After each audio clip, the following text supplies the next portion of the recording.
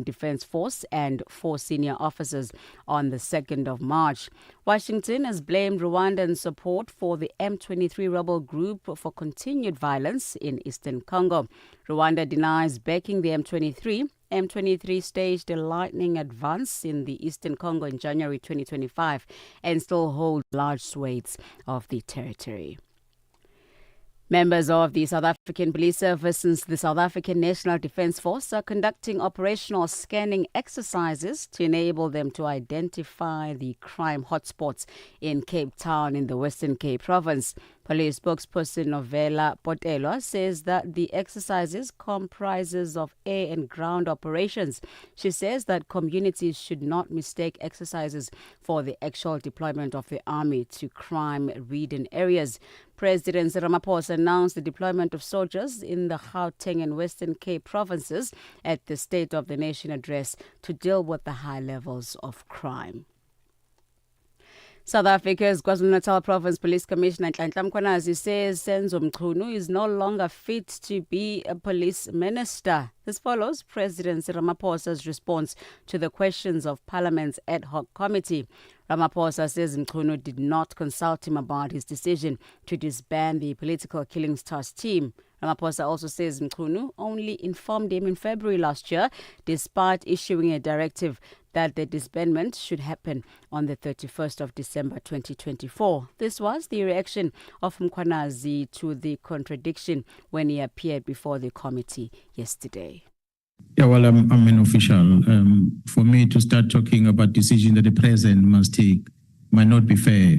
However, having seen what we have seen and having read and listened to what has been presented before these two structures, it's clear that Minister Mkhunu is no longer fit to run this Department of Police. I don't know about other departments. The Nigerian army says its troops, backed by air support, repelled a coordinated assault by Islamist insurgents on a military base in the northeastern state of Borno, killing at least 80 fighters, including senior commanders yesterday. Military Task Force spokesperson Sani Uba says the pre-dawn attack targeted an army position in Malam Fatori near the border with neighboring Niger, with the insurgents advancing on foot and deploying armed drones. The assaults follows multiple suicide bombings on Monday in Maiduguri, the capital of Borno, that killed at least 23 people and left more than 100 wounded. Boko Haram and Islamic State West Africa province fighters have intensified attacks on military bases in recent weeks in Borno, the epicenter of Nigeria's 17-year Islamist insurgency. And lastly, annual celebrations that have been held to mark the birthday of the late American labor leader Cesar Chavez are being cancelled. This after allegations that he raped and sexually assaulted girls and women. The BBC's Regan Morris reports. Cesar Chavez is accused of raping and sexually assaulting girls and women in the 1960s and 1970s during the peak of his power. One woman says he began molesting her when she was just 13. Dolores Huerta, who co-founded the United Farm Workers Union with Chavez, says he raped her 60 years ago, but that she kept quiet, believing the truth would hurt the farm workers movement, which she'd spent her life fighting for. Chavez died in 1993. But his March 31st birthday is celebrated across the U.S., especially on the West Coast, where schools and streets are named in his honor. For any news stories you'd like to share with us, please send us an email to newsroom@channelafrica.co.za or call us at +27 11 714 4459. Channel Africa News, I'm Onele Zinzi. SABC News. The African Perspective. And coming up in your sports news this hour, Live Golf South Africa is officially underway in Johannesburg, while Lionel Messi scores his 900th career goal. Details at 12:30. This is Africa Update, your pulse to the continent. Stories shaping nations and voices driving change. Stay informed, stay connected, right here on Channel Africa, the African Perspective. It is It is 12:05 Central African time, and we're coming to you live from Johannesburg in South Africa. Coming up in this hour, South Africa's foreign policy under renewed scrutiny as Parliament prepares to debate the escalating crisis in the Middle East. And the Democratic Republic of the Congo and Rwanda have agreed to a series of coordinated steps to de-escalate tensions and advance progress on the ground. Now stay connected to Africa and the world with Channel Africa, the international voice of the South African Broadcasting Corporation. Watch or listen anytime, anywhere at channelafrica.co.za, on the Channel Africa mobile app and on SABC Plus, or via the DSTV and OpenView audio bouquets. You can also catch us on social media at Channel Africa on Facebook and at Channel Africa 1 on all other platforms. Channel Africa, first with the African story globally. On hashtag Africa Update, our South African opposition party, the African Transformation Movement, has raised strong concerns over the reported coronation of a Nigerian king in East London in the Eastern Cape.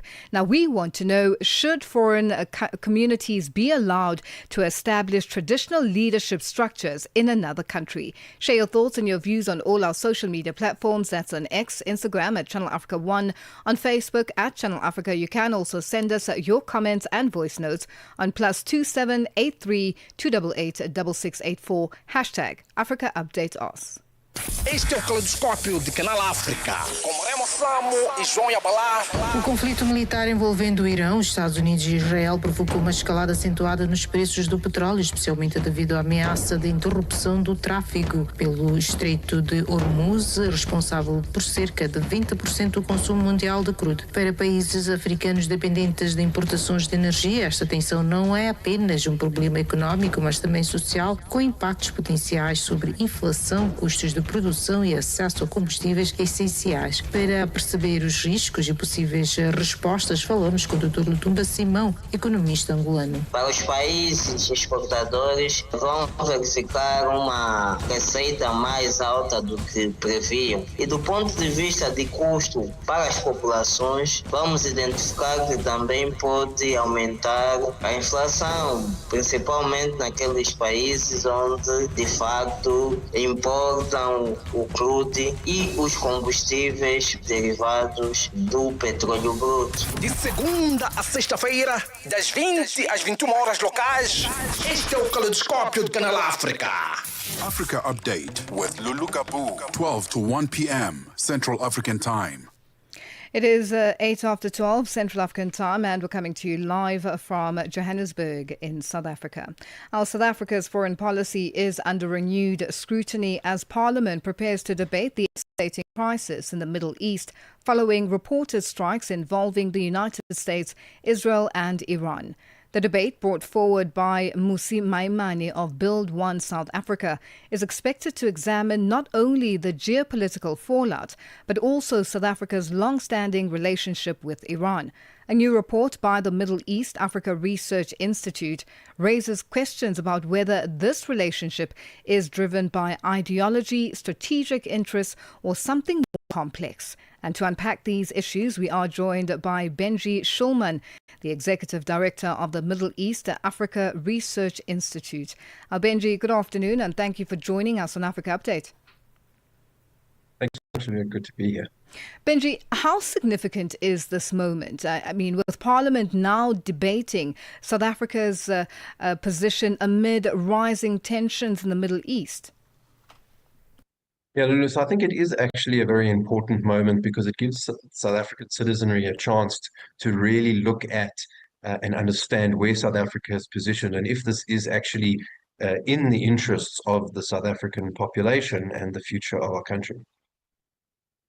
And why do you believe South Africa's relationship with Iran deserves closer scrutiny at this point?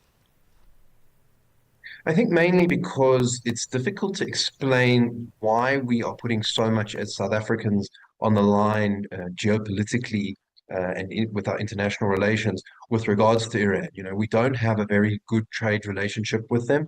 I don't think they're within our top 30 trading partners. There is also no real strategic interest that we have to deal with Iran. We don't get much of their oil, for example. And the regime that operates in Iran is not in line with the values of our constitution. There's a lot of repression of women's rights, repressions of religious and cultural rights, banning certain groups from universities, etc., as well as repressing dissidents. So the question becomes, and will probably become in Parliament when they do the debate, is what are we as South Africans getting out of the relationship? And so, what is sustaining this relationship? I mean, going back to your report, ties to Tehran, suggesting this relationship is not driven by trade or investment. And you mentioned also the ideological alignment and possible financial links. What is sustaining this relationship, and how strong is the evidence supporting these claims? So I think that what the suggestion is that this is not so much in South Africa's interest as it is an ANC ideological project that is sustaining the way in which these things are operating.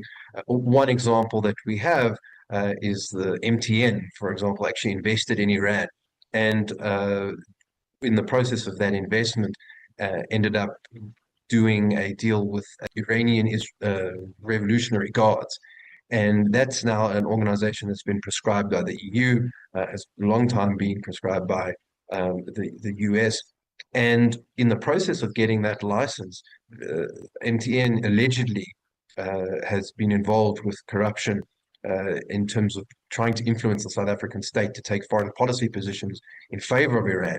And that court case is now potentially going to be coming before the Constitutional Court sometime this year. So we're going to hopefully get some more transparency as to how interests in the state in South Africa may have driven our foreign policy, not in the best interests of the country, but in the interests of a narrow political elite.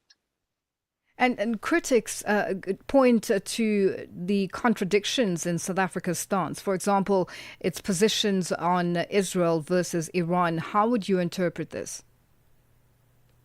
I think it's a very good description. For example, the South African state has yet to condemn the killings of protesters in Iran that happened late last year, but yet we had warships that were doing naval exercises with the South African Navy. At the same time, this is a regime that, excuse me for the viewers, is very horrific, but they would execute young girls who had been found to be in violation of the regime. But the ruling was that they had to be raped before they did so. Yet the Minister of Women, Children and People with Disabilities actually attended a special celebration in January for the Islamic regime. So you see there that this is not in line with the way in which South Africa sees itself in terms of its constitution, and never mind the way that it reacts to other countries.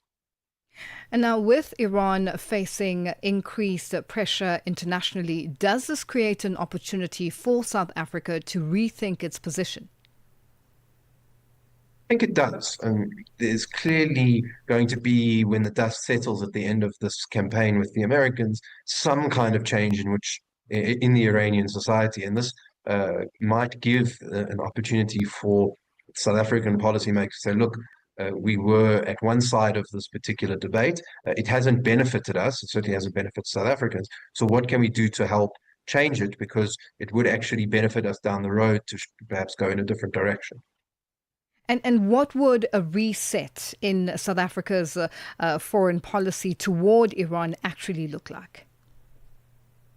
I think for a start, there's the question of optics, right? The question of standing up for the particularly egregious parts of the Iranian state, which we seem to be doing. There's the question of military ties. We had a general go there last year and then start proclaiming foreign policy positions. So I think that what you would need to do is make the relationship the same as the station that it has of other relationships of a similar nature, right? We have relations with Arab countries in that region who are also being shot at by the Iranians and are starting to make them quite upset. So what you need to do is make sure that you are recognizing the relationship. What is it? What does it actually contribute to South Africans, and treat it accordingly, as opposed to what we're doing at the moment, which is kind of treating it as a sort of exceptional case. We don't have this kind of discussion, for example, around what are our relations with Oman.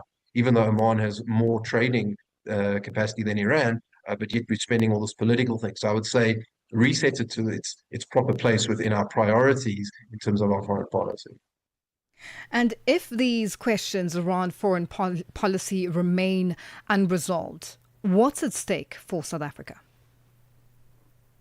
So I think what's particularly at stake is the way that other countries start to see us, right? We've seen the Gulf states who've now been under very serious pressure from the Iranian regime in the last while, from rocket attacks, etc. Now these are important Middle Eastern states in terms of our relations. The Saudis, the UAE, they fund a lot of stuff. They do a lot of investment.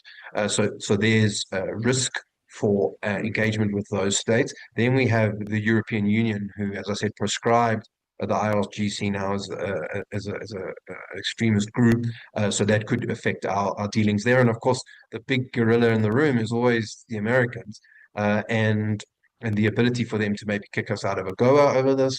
They could institute other legislation that is in the congressional books that would review our entire relationship. And the ambassador has been very specific. He said, one of the things that the Americans are looking for in resetting the American relationship is how can we better calibrate our Iranian relationship. And so an easy way to actually start to solve all of these problems we're having with the Americans is actually just to recalibrate with Iran. And then we wouldn't actually have to address, we wouldn't have to, but it would make some of these local issues, which the Americans are upset about, the Afrikaners, the BEE stuff, etc., it would make them less inclined to shout at us about those, because we could actually show that we're dealing with the foreign policy aspect. Well, Benji, we have run out of time and are going to have to leave it there for today. Thank you for joining us on Africa Update.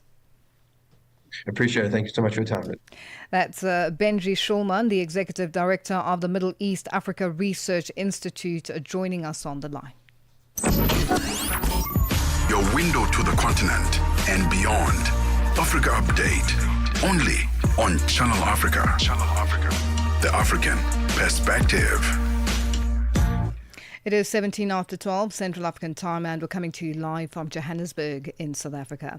The Islamic Republic of Iran's ambassador to South Africa, Mansour Shakib Mehr, commended South Africa for supporting his country.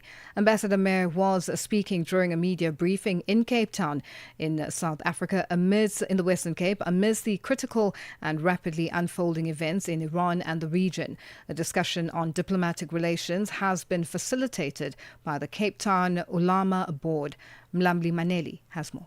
The Iranian ambassador Mansour Shakib Mehr first asked for the moment of silence in honor of those who have perished in the conflict, including Iran's supreme leader Ayatollah Ali Khamenei. I kindly ask you to observe 1 minute of silence in respect for the late leader of the Islamic Republic of Iran, Ayatollah Imam Khamenei, and also for the many innocent Iranians, officials, commanders who lost their lives in this war. Shakib Mehr says there is no justification for his country to be attacked while talking peace and making progress to bring about stability. The ambassador has called on local activists to keep pledging solidarity. The United States went to war on behalf of Israel. In fact, there was no threat or imminent threat from Iran against the US. Everyone must take action. Anyone who thinks this war does not concern them is mistaken.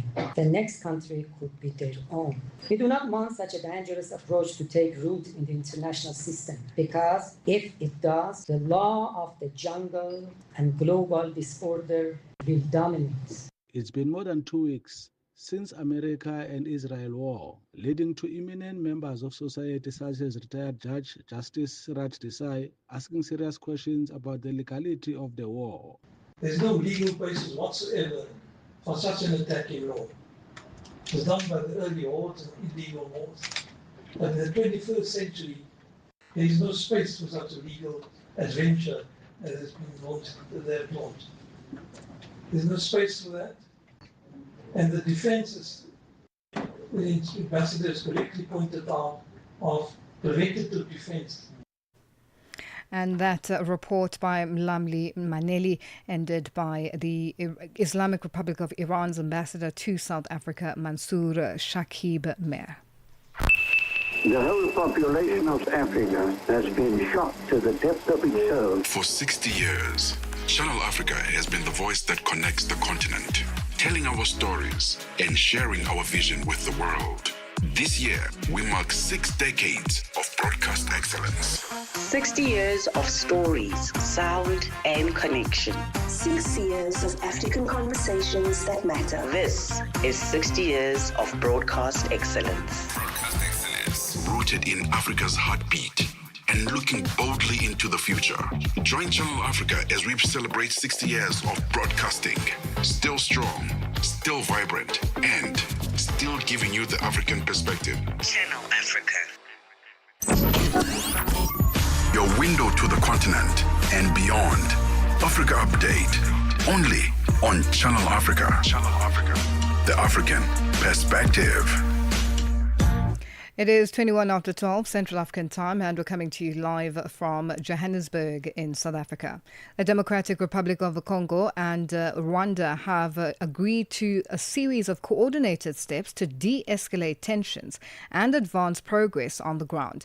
This is according to a joint statement by the United States, the DRC and Rwanda, released by the United States Department of State on Wednesday.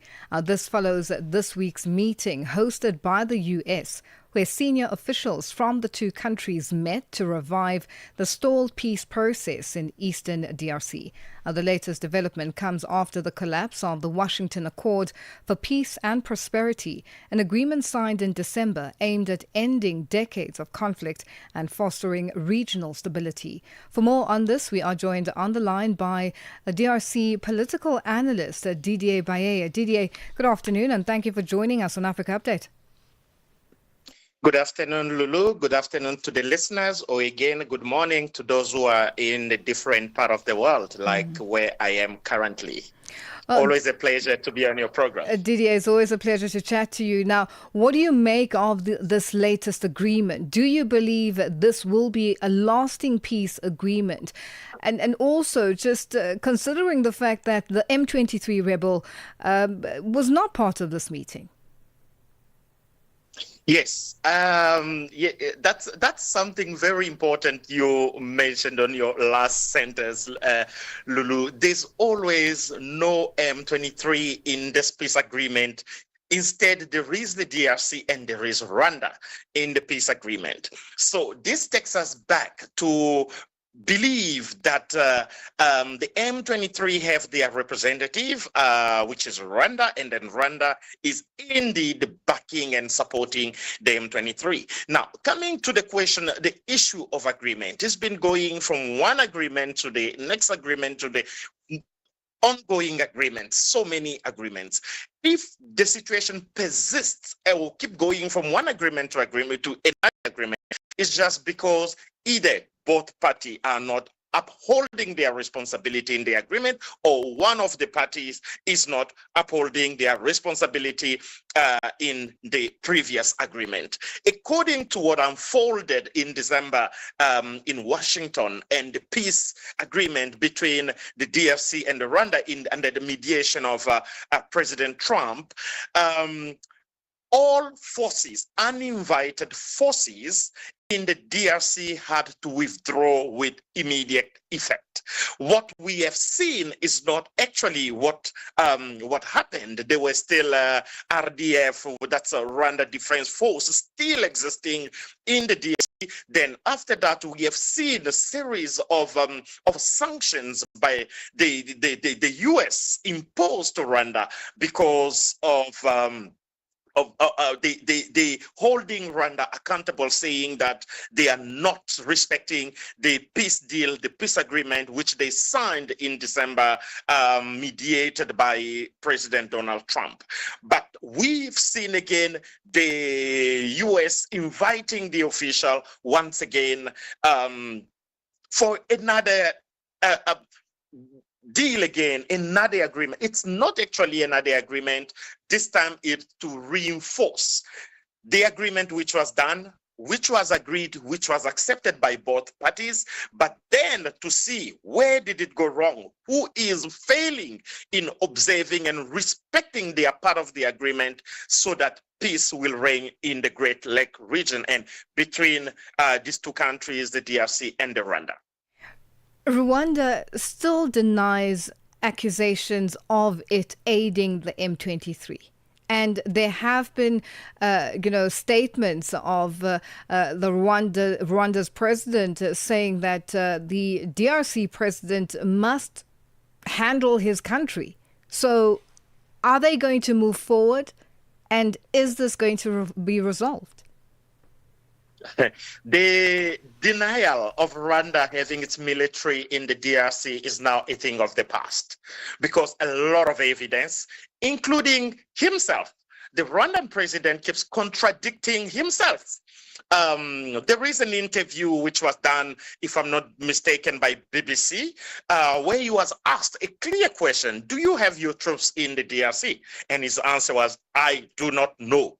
Then a couple of months down the line, he still confirmed that we have our people there, our troops there for our peace because of the LDF threats.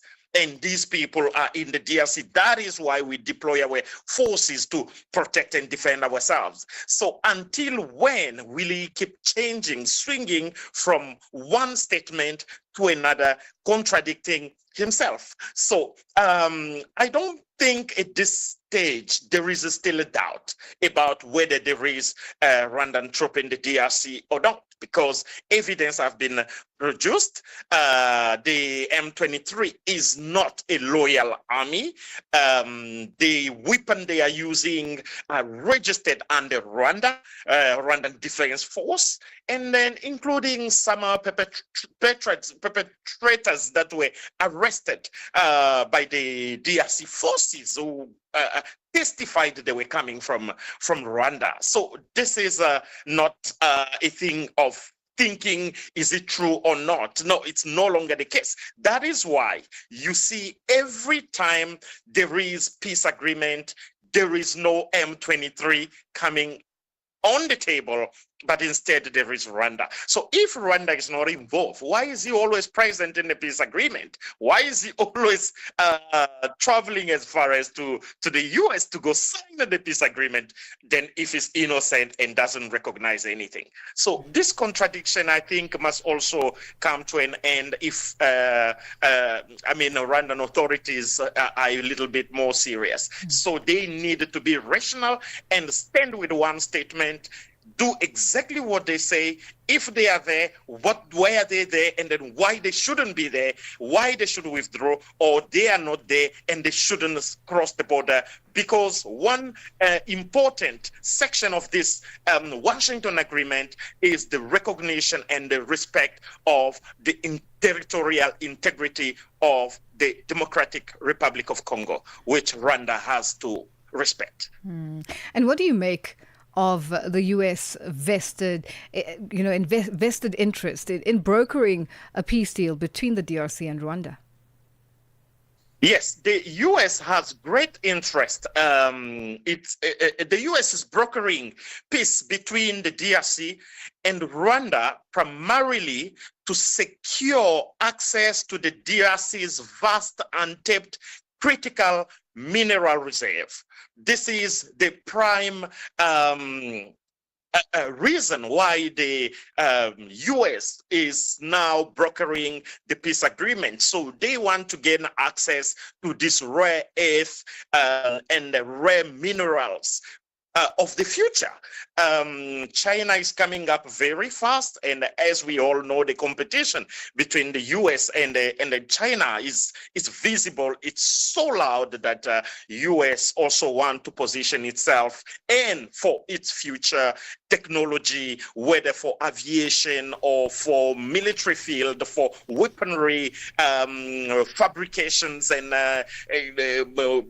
automobile industry and electric electrical, so many things. So they needed to position themselves as a great state, a great country of the future. So that is why they cannot operate in an environment that is hostile, that doesn't have peace. Yeah, well, this is the primary interest of the United States of America. Didier, we have to leave it here for today. Thank you for joining us. Always a pleasure chatting to you. Thanks, Lulu Gaboo. We speak to you next time. Thank you. It's Didier Bayeye, a DRC political analyst, joining us on the line. It is 12:30 Central African time, and it is time for the headlines. SABC News. The African Perspective. The Democratic Republic of Congo and Rwanda have agreed to a series of coordinated steps to de-escalate tension and advance progress on the ground. Doctors Without Borders is urging the government of South Africa to negotiate equitable licensing terms with the Gilead Sciences for the groundbreaking HIV prevention drug, or to consider issuing a compulsory license that will allow local production without patent restrictions. And European Union leaders will discuss the crisis in the Middle East and their response to spiraling energy prices at a two-day summit that's beginning in Brussels today. Channel Africa News, I'm Onelin Tsinzi. SABC News.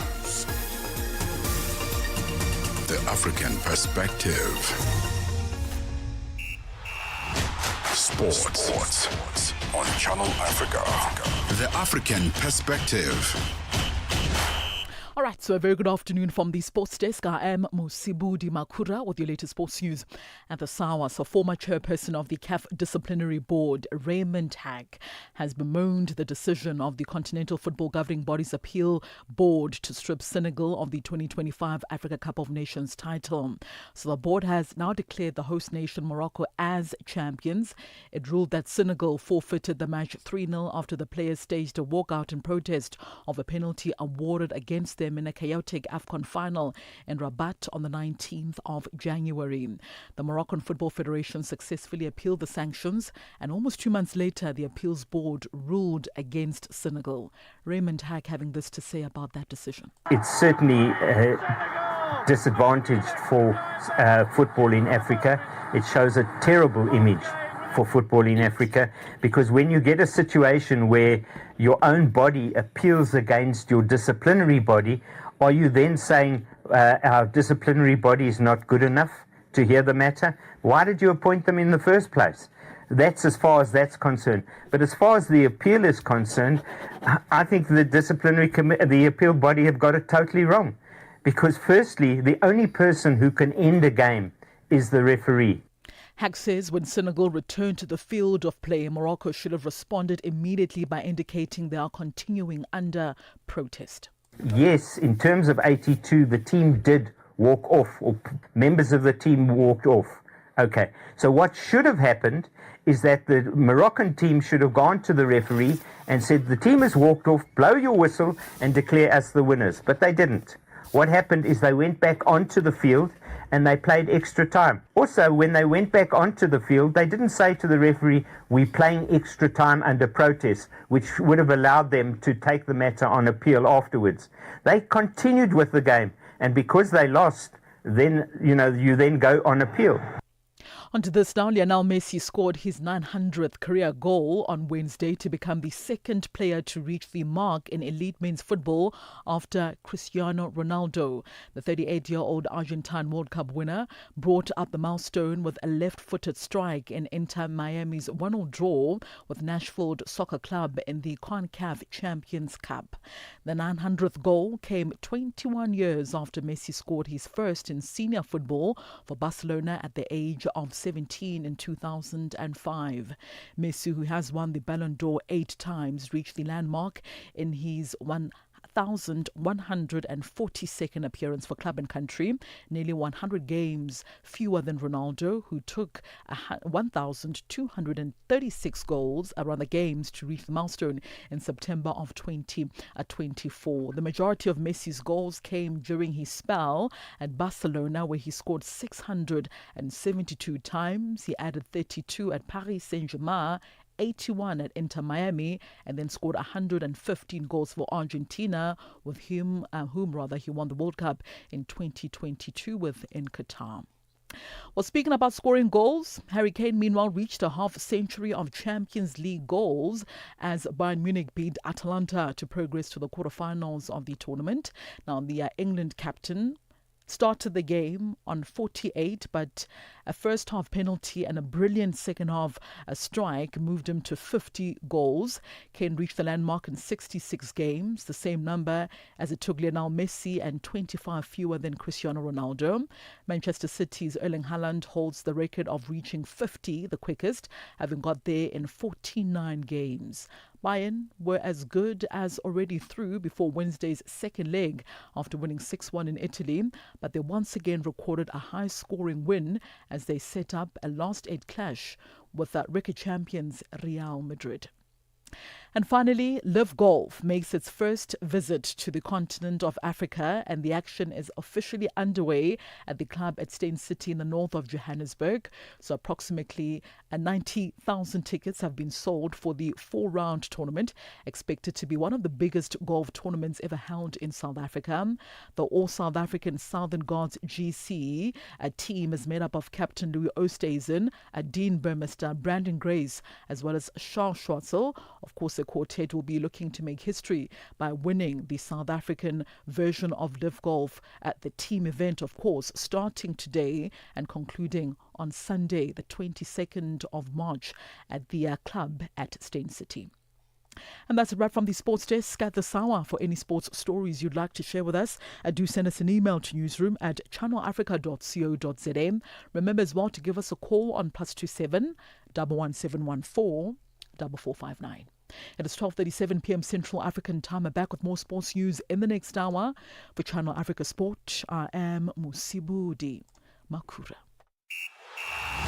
Sports on Channel Africa.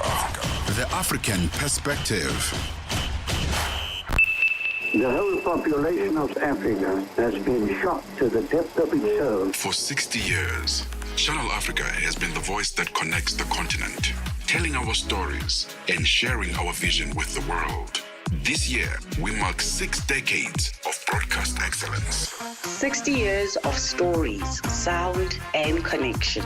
6 years of African conversations that matter. This is 60 years of broadcast excellence. Broadcast excellence, rooted in Africa's heartbeat and looking boldly into the future. Join Channel Africa as we celebrate 60 years of broadcasting. Still strong, still vibrant, and still giving you the African perspective. Channel Africa. Your window to the continent and beyond. Africa Update. Only on Channel Africa. Channel Africa. The African perspective.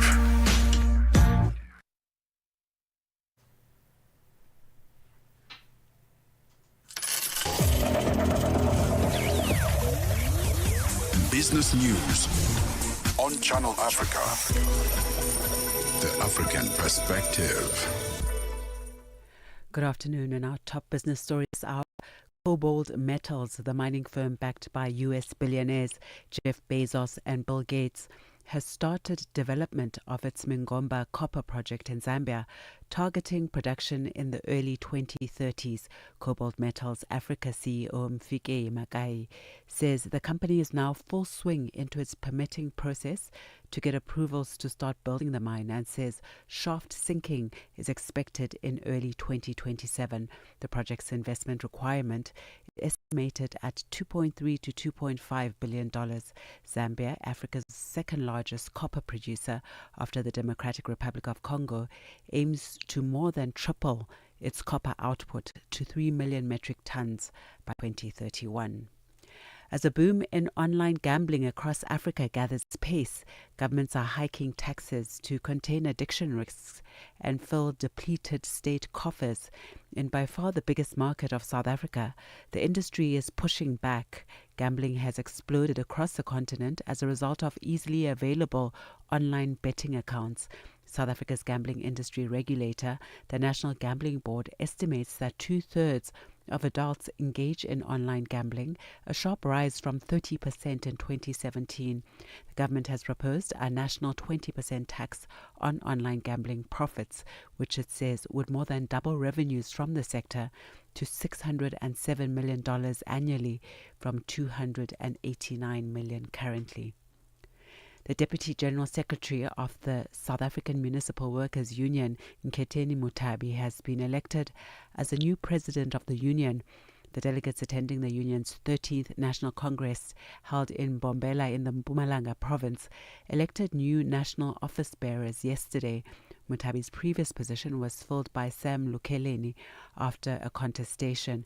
Meanwhile, all other candidates were elected unopposed. Some of the delegates also expressed satisfaction with the resolutions taken to support both tripartite alliance members, the African National Congress and the South African Communist Party, ahead of the local government elections. And there's been conflicting views in terms of the SACP and the ANC as well. But look, what we can take back to our members on the ground is that SAMU remains in its space where it's there to support and lead workers and workers only. We don't want to get involved in unnecessary issues pertaining to politics and political parties. Yes, there are affiliations, but our main focus at the end of the day is to deal with shop floor issues.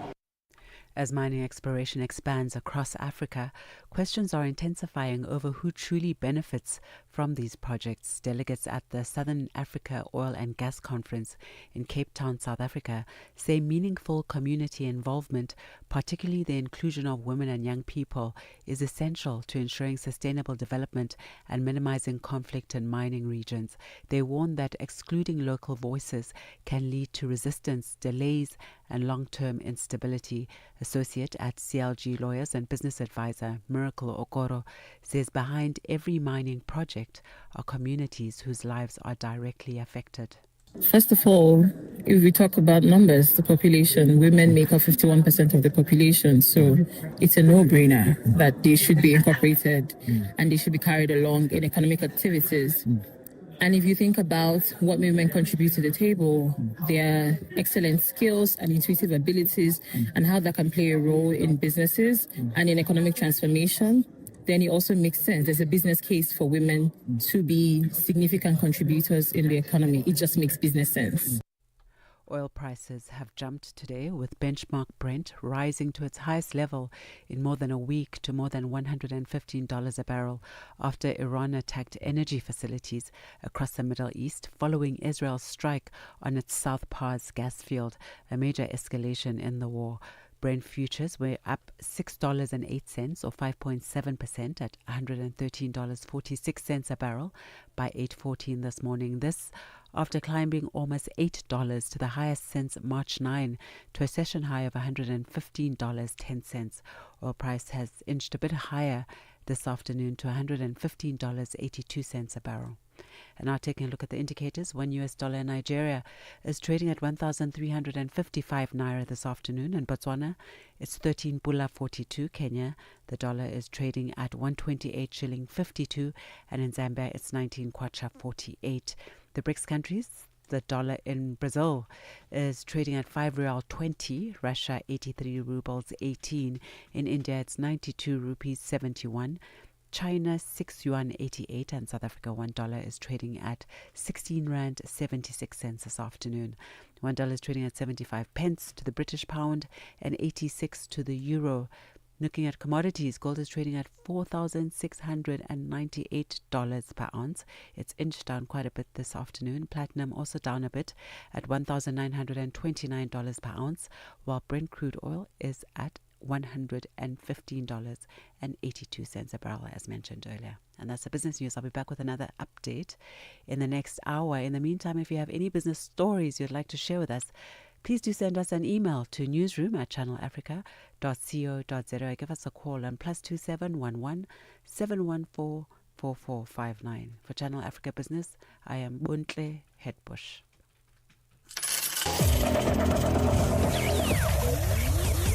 Business News on Channel Africa. The African Perspective. Africa Update with Lulu Gaboo, 12 to 1 p.m. Central African Time. Today on hashtag Africa Update, our South African opposition party, the African Transformation Movement, has raised strong concerns over the reported coronation of a Nigerian king in East London in the Eastern Cape. Now, we want to know, should foreign communities be allowed to establish traditional leadership structures in another country? I'll share your thoughts and your views on all our social media platforms. That's on X, Instagram, at Channel Africa 1, on Facebook, at Channel Africa. You can also send us your comments and voice notes on +27 83 288 6684. Hashtag Africa Update Us. Now, stay connected to Africa and the world with Channel Africa, the international voice of the South African Broadcasting Corporation.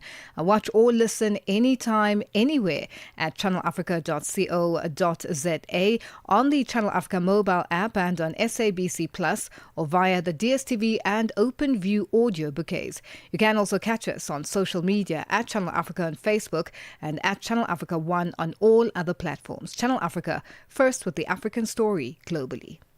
Este é o Caleidoscópio de Canal África, com Remo Samo e João Yabalá.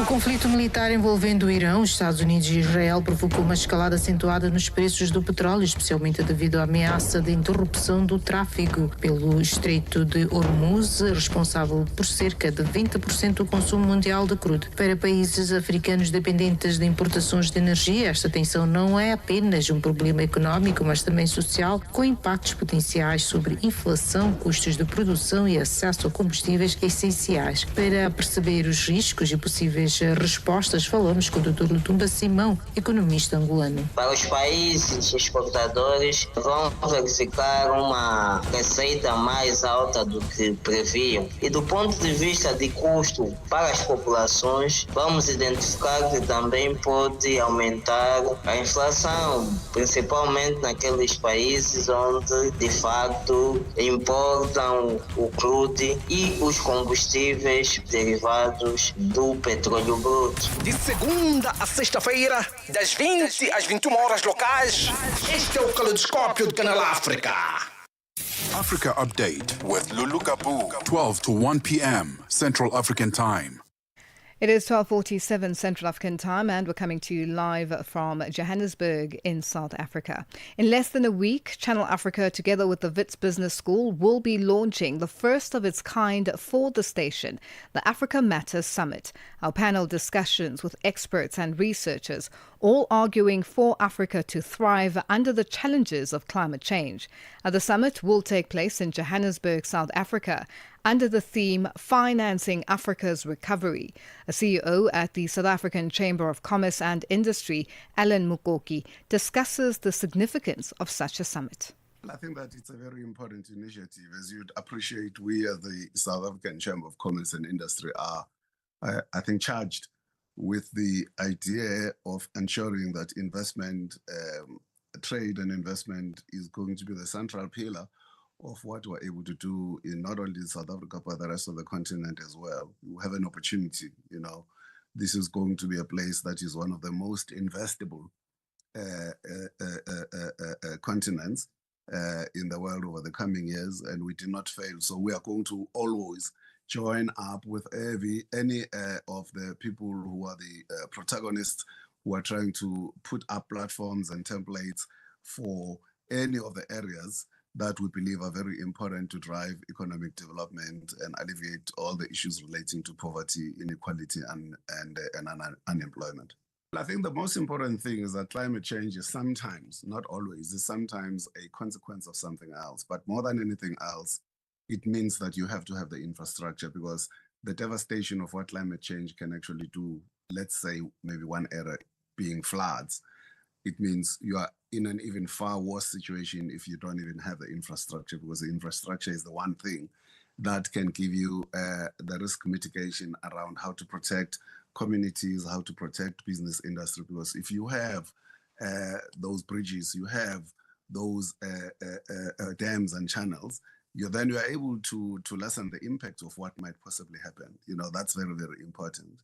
There are things, of course, that you are not always going to be able to protect against, but luckily in Africa, we have not necessarily always been susceptible to things like earthquakes. But even in that particular environment, it would then mean you got to learn from people like Japan in terms of how to make the kinds of buildings that, if we were susceptible to that would resist and sustain that level of damage. But I think that in the context of Africa generally, what you probably would see is things relating to weather in terms of inclement, whether it's going to be droughts, whether it's going to be sustained levels of floods. But those are the two major ones that are very immediate in respect of how you deal with that. And for that, infrastructure is one of the elements. And the second one is quite clearly technology and educated skills and competences in terms of knowing how to build those levels of resistance and those pillars and verticals in terms of what do we do when this actually happens, and what are the areas from a planning point of view that are most likely going to be creating those level of vulnerabilities. Where do we build these cities? Around what fault lines do we actually do that? So there's a lot of work that definitely needs to happen. And I think that in all, we have not been as devastated, but that does not necessarily mean this is not actually going to happen. That was the CEO at the South African Chamber of Commerce and Industry, Alan Mokoki, ending that report. The Morning Switch Weekend with the Shy Guy. I Show Speed, often called Speed, who is a popular American YouTuber and live streamer known for his high-energy personality, loud reactions, and unpredictable humor. He visited Ethiopia, and he was shocked what he found out, actually, when he got to Ethiopia. He got to find out that, they don't use the Gregorian calendar. That is, we are in 2026 right now. And he got to find out they are in 2018. 2018? Nah, you trolling me. It's 2026. No. It ain't 2026? Wait, we in the past? Ronaldo is still in Real Madrid. Everything is in the past here. Oh man, how shocked Speed was. He went back in time. Saturday and Sunday mornings belong to the Morning Switch. 3 to 6 a.m. Central African Time. Africa Update with Lulu Gaboo. 12 to 1 p.m. Central African Time. It is 12:52 Central African Time, and we're coming to you live from Johannesburg in South Africa. Gauteng's Organised Crime Unit Sergeant Faninkosi has denied having captured Tshwane Municipality Chief Financial Officer Gareth Mnisi for tenders. Responding to the Malanga Commission evidence leader, Advocate Matthew Chaskelson, Nkosi said that he and Mnisi just have a close relationship. And it's chat number 3 on page 552. And there General Dlamini says to you, "Morning, Captain. I can see, Ukuthi, you have captured Umfowethu, and he wouldn't want you to leave him." And he's referring by Umfowethu to Mr. Mnisi, is he not? When he refers to Umfowethu, he's referring to Mr. Mnisi. That's correct. I can see, Ukuthi, you have captured Umfowethu, and he wouldn't want you to leave him. You should gear yourself to do so forever, my brother. Umfowethu is the best person to be with, Ujuda Wethu, who will do great things for us compared to Baba Wako Ngaseko. So he is saying, he's saying several things to you, and I'd like your comment on them. The first thing he's saying is you've captured Mr. Mnisi. What's your comment on that? What's my comment on his statement that the general sent to me? Let me ask a separate question. Why do you think he has said you have captured Mr. Mnisi?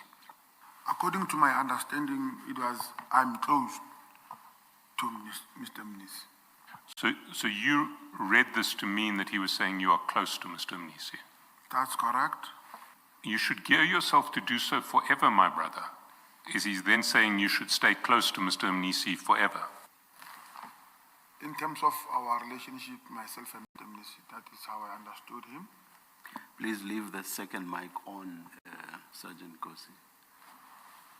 And this file keeps on switching off this one. Thank you, Commissioner. And then he says, Mfowethu is the best person to be with. Ujuda wetu, who will do great things for us compared to Ubaba wako Ungaseko. So he is saying to you that Mr. Mnisi, and I presume when he refers to Ubaba, he's talking about Mr. Msibi, who had passed away by that stage. That's incorrect. Who is he referring to by Ubaba wako Ungaseko? I don't know. Our deceased father. Who would he mean by that? Can you come again? Ubaba wako Ungaseko. Who could he be referring to there? I might not know, or I don't know. Let me be. Can I ask, did General Dlamini know about your relationship to Mr. Msibi? That's correct. And when he said that Mr. Mnisi will do great things for us, what do you think he had in mind? What great things would Mr. Mnisi do for you? I don't know what he meant by his message. Can I take you to a series of developments that were also taking place between that first, well, not that. But before you move on, Mr. Shaskalsin, you responded to the text that Mr. Shaskalsin has just read to you. You responded with 3 emojis, and I don't know whether those squares are also emojis. What did you mean by that? I'm just acknowledging the message that he sent. Yeah, at that time I was acknowledging. Yeah. Can you explain what you mean by acknowledge in that context? Acknowledging the message that he sent to me, that I received it. That you've received it? Yes. Surely if you merely acknowledge receipt in this context with no further response, question, query, it must mean you understood the content. Yes, I understood. You understood the content. That's correct. So that must mean you knew the Baba wako Ongaseko. You knew who he was referring to. I would not know. What would you not know? I would not know when he said Ubaba wako Ongaseko. He might have maybe referred to his brother as well, Ubaba wako Ongaseko. Ubaba is father, not brother. Yes, his brother to me was Ubaba. But you've just said now, in response to my second last question, you've just said you understood what he meant by the text he had sent you. Okay. So you must have understood what he meant by Ubaba wako Ongaseko. It's only logical, correct? That's correct. So who was the Baba wako Ongaseko then? I'm trying to explain this so that maybe the commission must. Yes. And that was the Gauteng's Organised Crime Unit Sergeant Fanning Gosi responding to the Madlanga Commission Evidence Leader Advocate Matthew Chaskalson ending that report. And, there is a lot. We have run out of time, but before we go, on hashtag Africa Update, a South African opposition party, the African Transformation Movement, has raised strong concerns over the reported coronation of a Nigerian king in East London in the Eastern Cape. Now, we want to know, should foreign communities be allowed to establish traditional leadership structures in another country? And we do have a comment or a response on this question from Temba Kumalo, who says, no, that's wrong. You can't have a Nigerian king in South Africa. It's ridiculous.